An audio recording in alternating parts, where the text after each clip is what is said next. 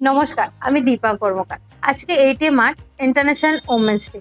এই পক্ষ থেকে আমাদের লংতরায় যে ব্র্যান্ড অ্যাম্বাসেডর আমি, তাদের পক্ষ থেকে আজকে নারী দিবসের সেলিব্রেশনে আমাকে পুষ্পস্তবক এবং মোমেন্টো দিয়ে সংগঠিত করেছে। সত্যি আমি খুব আহ, খুশি এবং আমি খুব আনন্দিত যে আজকের দিনে আমরা 8 মার্চ আন্তর্জাতিক নারী দিবস পালন করি। আমি বলবো শুধু একদিন না, প্রত্যেক দিন আমাদের জন্য নারীদের স্পেশাল হওয়া উচিত। ঘর থেকে মহাকাশ পর্যন্ত নারীরা কোথাও পিছিয়ে নেই। As a specially sports person আমি বলবো যে লাস্ট প্যারিস অলিম্পিকে 50% যতটা মেল ছিল, 50% ফিমেলও প্রতিযোগী সেখানে উপস্থিত ছিল।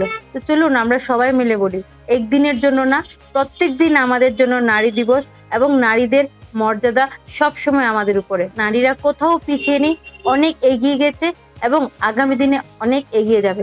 সবাইকে ইন্টারন্যাশনাল ওমেন্স ডে অনেক অনেক শুভেচ্ছা। ভালো থাকবেন, সুস্থ থাকবেন। নমস্কার।